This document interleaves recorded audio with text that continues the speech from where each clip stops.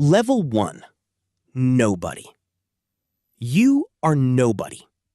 Not as an insult, as a fact.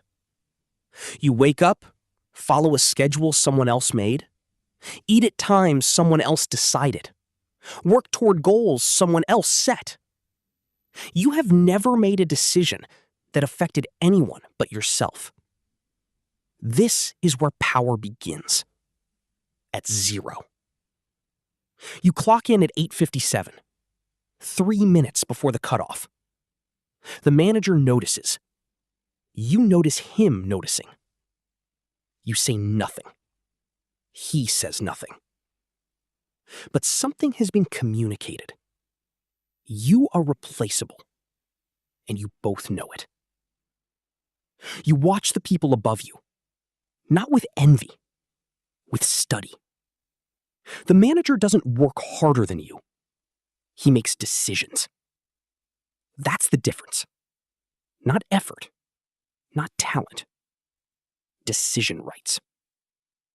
Whoever controls what happens next has the power. You file that away. Level 2. Local power. They give you 3 people to manage. 3. It is the smallest unit of power that exists. But for the first time, someone is waiting on your decision. You feel it immediately. Something shifts. Not in the room, in you. You make your first real call. Someone has to work the weekend. You choose. The person you choose says nothing to your face. They say everything behind your back. You hear it through a third person. You learn something important. Power does not make you liked. It makes you responsible for things people resent. You realize power at this level is mostly about absorbing pressure from above and distributing it below, without breaking either. You are a filter, not a force. Not yet. Level 3.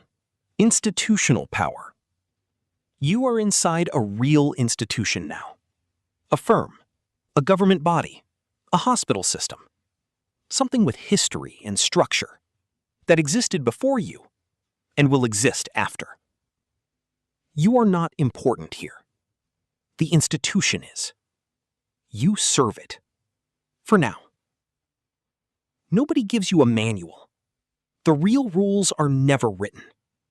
You learn them by breaking them once. You wear the wrong thing to the wrong meeting. You speak when you should have listened. You are corrected. Quietly. Privately. Without explanation. The correction is the explanation.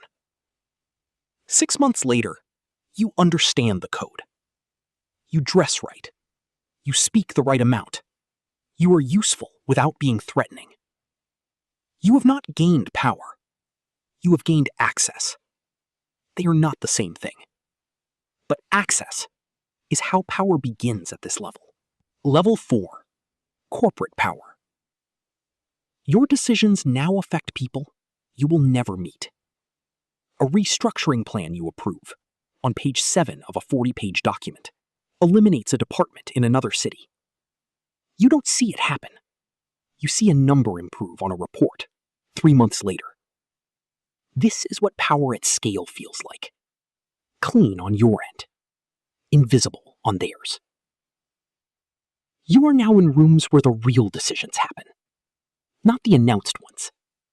The announced decisions are already made before the meeting starts. The meeting is for alignment, not discussion. You understand this now. You have been on both sides of it. Somewhere around here, you notice something. The people closest to you have changed. Not them. Your access to them. You are never fully off. There is always a phone. Always a decision waiting. Your presence in a room changes the room.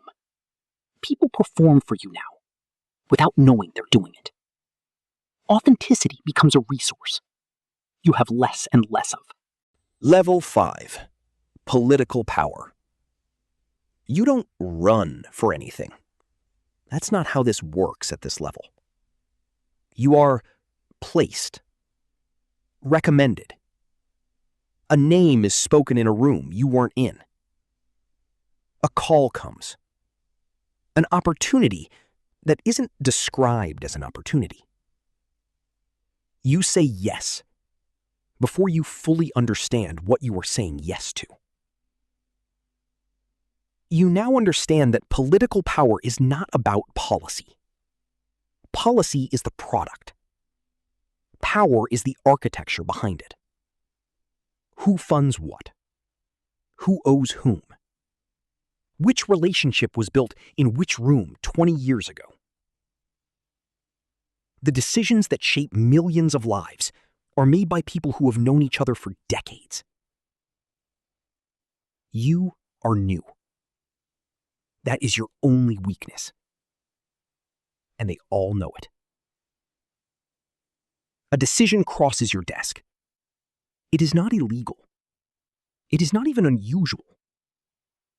But it will benefit people who helped place you here, and quietly disadvantage people who will never know your name. You approve it. You tell yourself, this is how it works. You are not wrong. That is the most dangerous part. Level 6, structural power. Your name is not in the news.